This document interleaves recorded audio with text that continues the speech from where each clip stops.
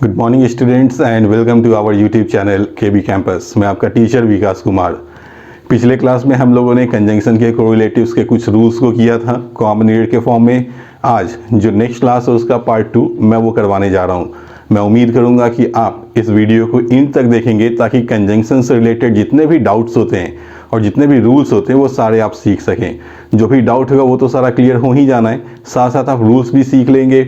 और इसके बाद मैं उम्मीद करूंगा कि आप किसी भी प्रैक्टिस बुक से कंजंक्शंस चैप्टर से रिलेटेड कॉम्बिनेटेड को सॉल्व जरूर से करेंगे। सॉल्व करेंगे तो आपका डाउट और भी बेहतर ढंग से क्लियर हो जाना है।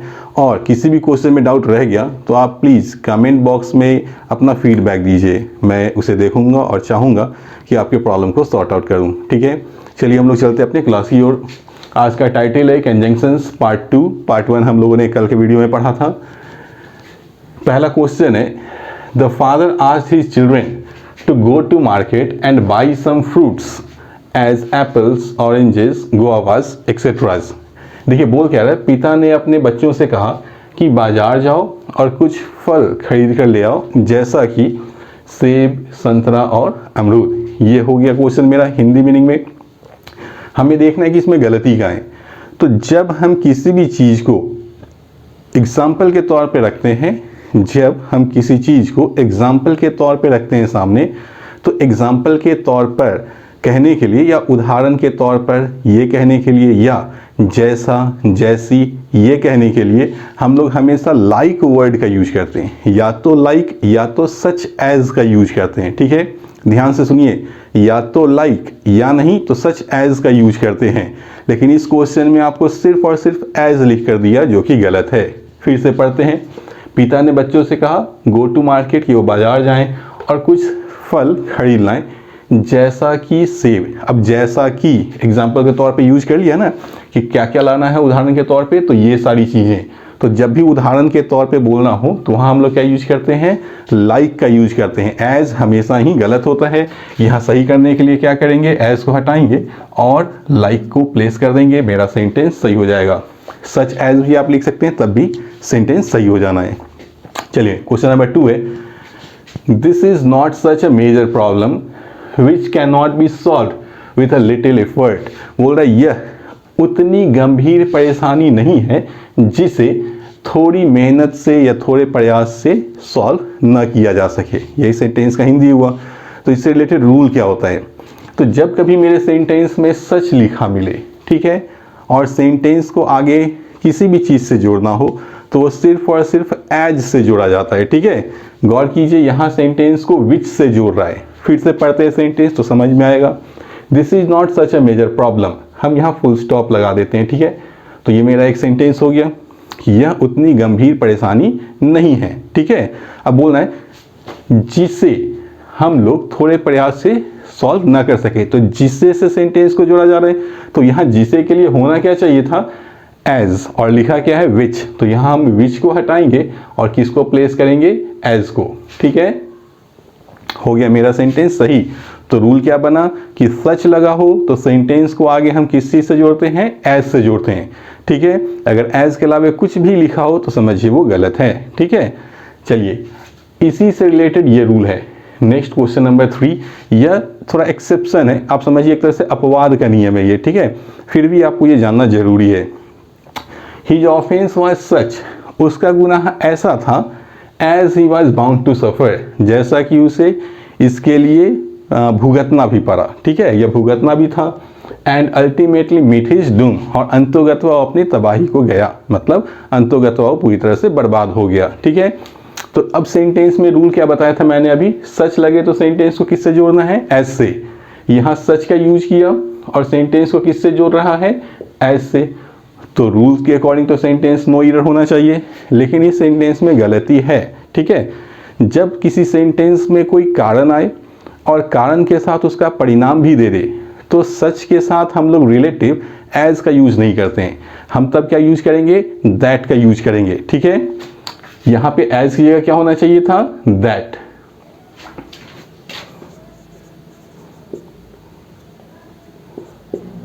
चलिए अब इस रूल को फिर से समझिए।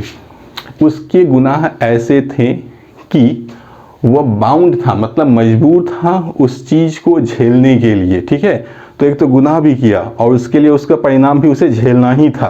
तो कारण भी आया और परिणाम भी आया।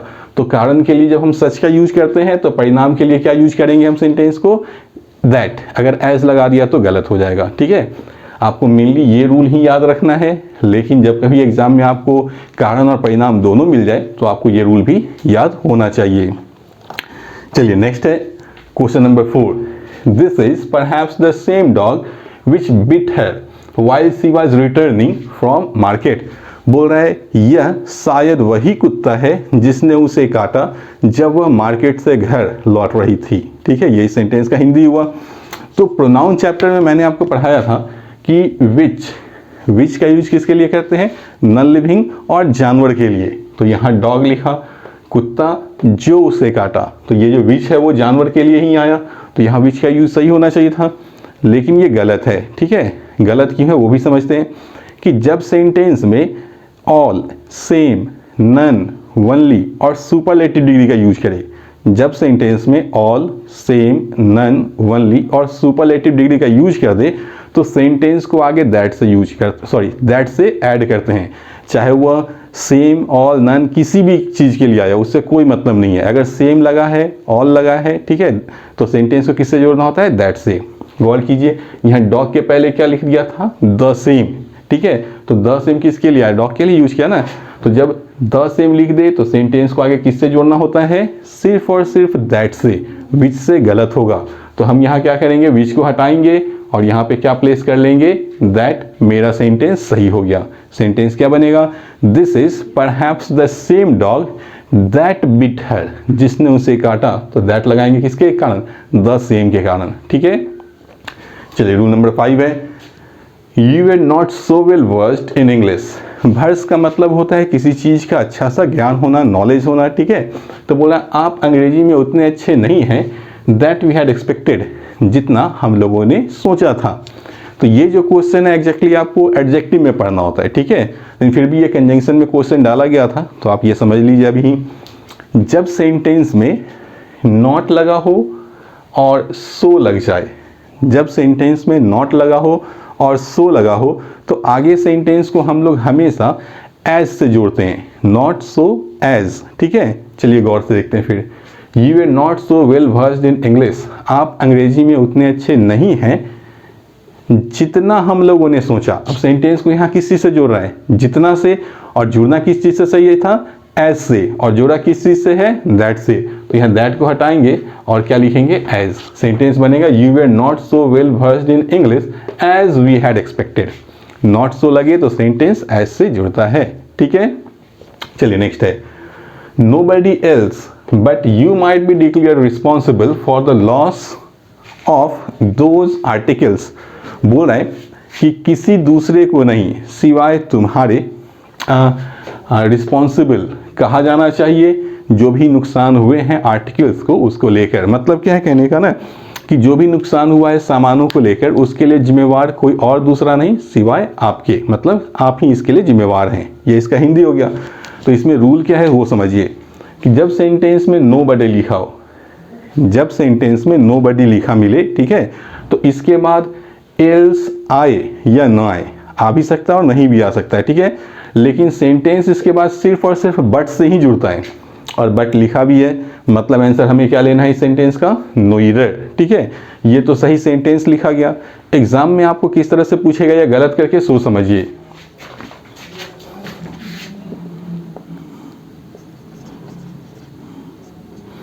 नोबडी एल्स देन यू, ठीक है। वहां पे नोबडी लगे तो सेंटेंस को किससे जोड़ना होता है, बट से। और आपको एग्जाम में क्या लिखेगा, देन। आप पढ़कर देखिए ये भी सही लगेगा। Nobody else than you might be declared responsible. तो ध्यान ये रखना है कि यहाँ तो देन गलत हो गया, और देन के गलत होने का दूसरा कारण एक और भी है कि देन का यूज हम तब करते हैं जब इसके साथ कोई कंपैरेटिव डिग्री हो, और इसके पहले तो कहीं कंपैरेटिव डिग्री है नहीं, मतलब ये देन ऐसे भी आएगा तो गलत करेंगे। समझ में आ गया। चलिए नेक्स्ट देखते हैं। The teacher said to the students go through the notes as many times as possible lest you would fail, ठीक है। फिर से देखिए क्या बोला, the teacher said to the students. Teacher ने स्टूडेंट से कहा कि आप अपने नोट्स के थ्रू उतने बार जाइए जितने बार में संभव हो, ठीक है। और कहीं ऐसा ना हो कि आप क्या हो जाएं, फेल हो जाएं। यह सेंटेंस का हिंदी है। तो रूल क्या कहता है ना कि जब सेंटेंस में लेस्ट लिखा मिले, तो लेस्ट का मतलब होता है कहीं ऐसा ना हो कि, ठीक है। लिस्ट का हिंदी क्या होता है, कहीं ऐसा ना हो कि। और जब भी लिस्ट लिखा हो तो इसके बाद सब्जेक्ट चाहे जो आए, I, we, you, he, she, it, they, singular noun हो, प्लूरल नाउन हो, कुछ भी आ सकता है, ठीक है, उससे कोई मतलब नहीं है। लेकिन इसके बाद जो वर्ब आएगा वो हमेशा शुड और भी1 ही होना चाहिए, समझ गए, हमेशा शुड और भी1 होना चाहिए। उसके अलावा कुछ भी लिखे तो वो गलत होगा। यहाँ लिखा क्या था, वुड और भी1, तो यहाँ में वुड को क्या करना होगा, गलत, और यहाँ पे क्या यूज करना होगा, शुड। सेंटेंस बनेगा लेस्ट यू शुड फेल, कहीं ऐसा ना हो कि आप फेल हो जाओ, ठीक है। चलिए नेक्स्ट देखते हैं question number 8। 10 years have passed that I returned from London। बोल रहा है कि 10 वर्ष बीत चुके हैं मेरे लंदन से लौटे हुए, and settled in this part of the country, और देश के इस हिस्से में सेटल हुए हुए, ठीक है, ये इसका हिंदी हुआ। तो जब कभी इस सेंटेंस में गलती क्या है सो देखते हैं हम लोग। इस सेंटेंस में गलती कहाँ है, चलिए देखते हैं। 10 years have passed, यह एक सेंटेंस हो गया। अगर हम यहाँ फुल स्टॉप लगा दें तो ये एक मेरा सेंटेंस हो गया, ठीक है। आई रिटर्न फ्रॉम लंदन, यहाँ अगर हम फुल स्टॉप लगा दें तो ये दूसरा सेंटेंस हो गया। गौर कीजिए, यह सेंटेंस हैव और भी3 में लिखा, मतलब प्रेजेंट परफेक्ट है। यहाँ लिखा आई रिटर्न, रिटर्न मतलब भी2 मतलब पास्ट का indefinite.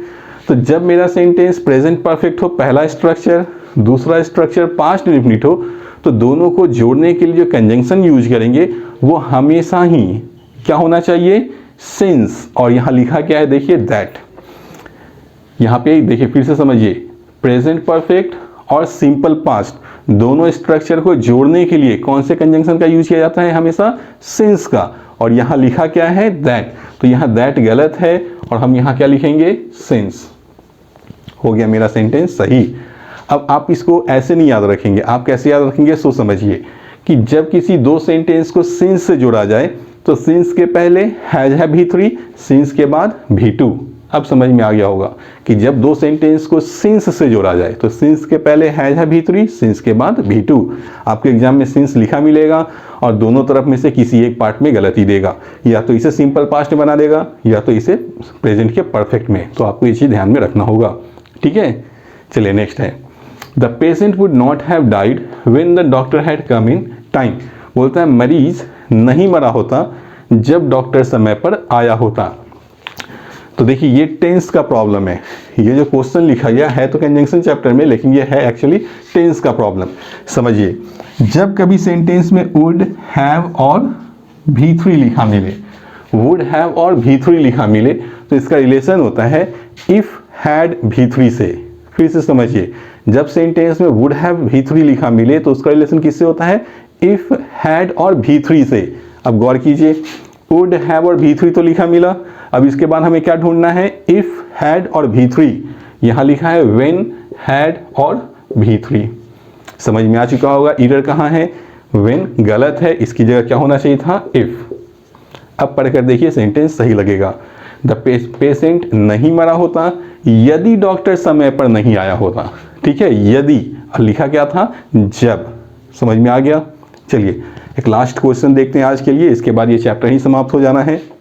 The program was almost fixed and it was my friend's insincerity that the whole thing that, missing है इसमें एक वर्ड,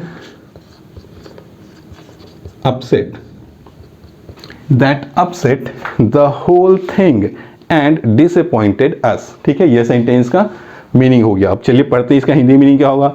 कि प्रोग्राम लगभग तय था और यह मेरे दोस्त की बदतमीजी थी जिसने पूरे चीज को बर्बाद कर दिया और हम लोगों को निराश भी कर दिया। यही सेंटेंस का हिंदी हो गया। ठीक है, तो हम लोगों ने कल एक रूल पढ़ा था कि जब सेंटेंस पॉजिटिव और नेगेटिव दोनों स्ट्रक्चर पर बेस्ड हो तो हम लोग दो ऑल दो के साथ येट लगाते हैं। ठीक है, चलिए यहाँ देखते हैं। प्रोग्राम लगभग तय था, पॉजिटिव मीनिंग दे रहा है, और दोस्त की बदतमीजी के कारण सब कुछ बिगड़ गया, नेगेटिव मीनिंग दे रहा है। तो जब पॉजिटिव और निगेटिव दो स्टेटमेंट को एक साथ लिखना हो, ठीक है, तो हम दो ऑल दो का यूज करते हैं, लेकिन इसमें दो ऑल दो तो यूज किया नहीं। जब दो ऑल दो यूज ना करें और सेंटेंस पॉजिटिव निगेटिव के कॉम्बिनेशन पे चले तो सेंटेंस को हम लोग येट से ना जोड़कर बट से जोड़ते हैं। फिर से समझिए, सेंटेंस को येट से ना जोड़कर किससे जोड़ेंगे, या तो बट से या तो कॉमा से। ठीक है, चलिए देखते हैं। प्रोग्राम लगभग तय था और दोस्त की बदतमीजी के कारण सेंटेंस हम किससे जोड़ रहे हैं, एंड से। ठीक है, और सेंटेंस जुड़ना किस चीज से चाहिए था, तो बट से। यहाँ पे एंड की जगह क्या होना चाहिए था, बट। हो गया मेरा सेंटेंस सही। अब आप पढ़ कर देखिए, प्रोग्राम लगभग तय था लेकिन यह हमारे दोस्त की बदतमीजी थी जिसने सब चीज़ को अपसेट कर दिया और हमें भी निराश कर दिया। ठीक है, तो ये सारे 10 क्वेश्चंस थे आपके कंजंक्शन चैप्टर से रिलेटेड। कुछ बचे हुए रूल्स वो मैंने आज आपको समझा दिया। मैं उम्मीद करूंगा कि आप इसे अच्छे से समझेंगे। अगर ना समझ में आए तो आप इस वीडियो को दोबारा देखेंगे, समझने की कोशिश करेंगे। साथ साथ आप अब प्रैक्टिस भी करेंगे कंजंक्शन के चैप्टर पर। ठीक है, कॉमन ईयर्स के चैप्टर पर आप वर्कआउट करेंगे तो मुझे उम्मीद है कि आपके बहुत सारे क्वेश्चन सॉल्व होंगे। जो भी आपका डाउट है वो भी अब क्लियर होना शुरू हो जाएगा। और जाने से पहले हमेशा की तरह अगर आपको वीडियो पसंद आ रहा हो तो प्लीज़ आप इसे लाइक करें, दोस्तों में शेयर भी करें और चैनल को सब्सक्राइब भी करें। Thank you.